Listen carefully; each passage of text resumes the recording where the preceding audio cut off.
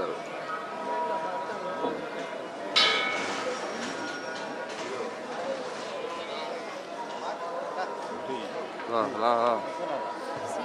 ఉన్నది నలుగురు కొట్టుకోవడం అని చెప్పి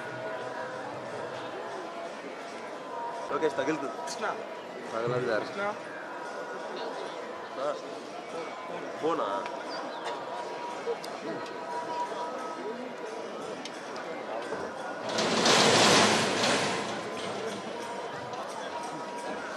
జోనా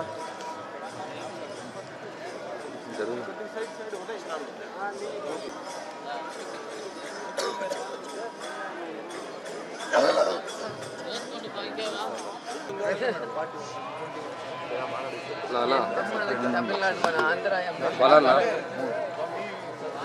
నేను వర్క్ చేయలేదు ఆయన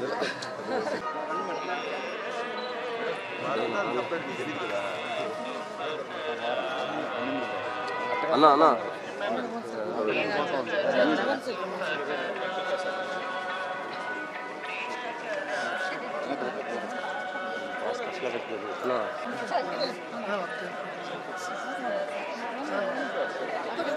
చేతులెత్తి అటే అటే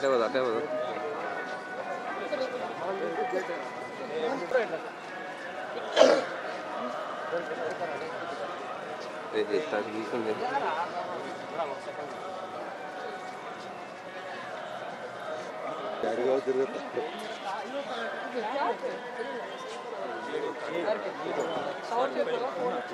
లోకేష్ తీసుకో.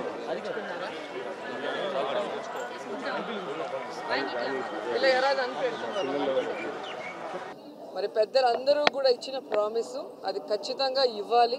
దానికోసం ఈ రాష్ట్రంలో ఉన్న ప్రతి ఒక్కరూ కూడా పోరాడాల్సిన అవసరం ఉంది.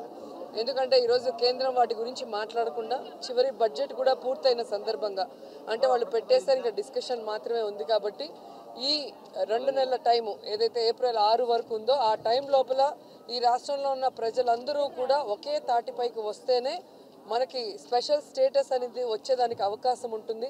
లేకపోతే ఖచ్చితంగా మనం నష్టపోయే అవకాశం ఉంది.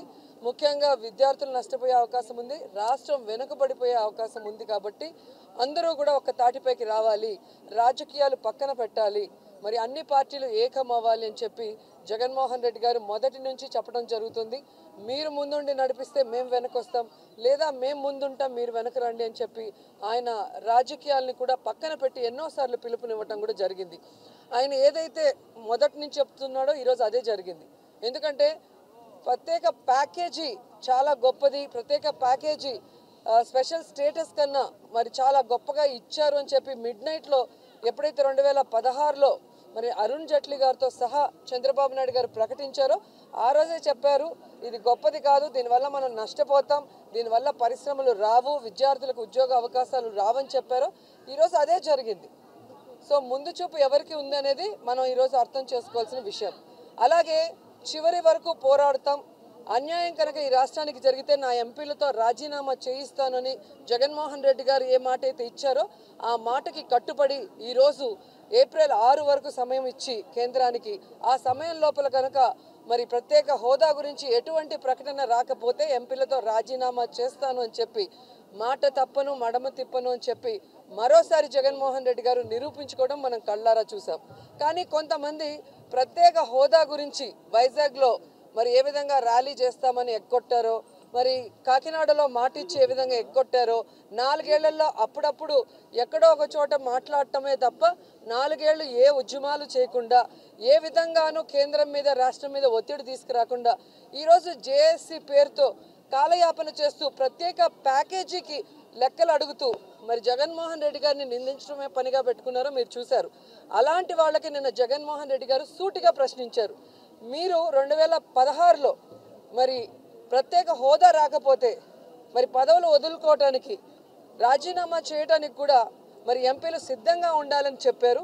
ఈరోజు ఆ పని మేము చేస్తుంటే మా మీద బురద చల్లడానికి ప్రయత్నిస్తూ అవిశ్వాస తీర్మానం పెట్టమని చెప్తున్నారే. సరే, ఈరోజు మేము అవిశ్వాస తీర్మానం పెట్టడానికి రెడీగా ఉన్నాం. మరి అవిశ్వాస తీర్మానం పెట్టాలంటే మినిమం 50 మంది ఎంపీలు సపోర్ట్ చేయాలి. సో మీరు ఏదైతే మీకు సపోర్ట్ చేస్తున్న తెలుగుదేశం పార్టీ కానీ కాంగ్రెస్ పార్టీ కానీ ఆ 50 మంది ఎంపీలు మా అవిశ్వాస తీర్మానానికి సపోర్ట్ చేసే విధంగా ముందుకు నడిపించండి అని చెప్పి పవన్ కళ్యాణ్ గారికి పిలుపునివ్వడం జరిగింది. లేదా మీరు పెడితే మా ఎంపీలు సపోర్ట్ చేస్తామని చెప్పి సూటిగా ప్రశ్నించి తన చిత్తశుద్ధి ఏంటో ఈరోజు జగన్మోహన్ రెడ్డి గారు నిరూపించుకున్నారు. ఎందుకంటే ఢిల్లీకి వెళ్ళి పోరాడారు, అన్ని యూనివర్సిటీలకు వెళ్ళి యువతని చైతన్యపరిచారు, ఆఖరికి తన ప్రాణాలు సైతం లెక్క చేయకుండా నిరాహార దీక్ష చేసిన గొప్ప నాయకుడు జగన్మోహన్ రెడ్డి గారు. ఎందుకంటే ఈ రాష్ట్ర ప్రయోజనాల కోసం ఆయన ఏ విధంగా పదవులు కూడా త్యాగం చేయడానికి ముందుకొచ్చి ఈరోజు తన ఎంపీలు ఎమ్మెల్యేలు ముఖ్య నాయకులు అందరితో ఢిల్లీలో 5వ తేదీ మళ్ళీ కేంద్రంతో ఢీ కొట్టడానికి తెలుగువాడి సత్తా చూపించడానికి మరి డేట్ కూడా అనౌన్స్ చేసిన తర్వాత ఆయన మీద బురద చల్లాలనుకుంటున్న ఇలాంటి వాళ్ళ గురించి ప్రజలు కూడా తెలుసుకోవాల్సిన అవసరం ఉందని కూడా ఈ సందర్భంగా తెలియజేసుకుంటున్నారు.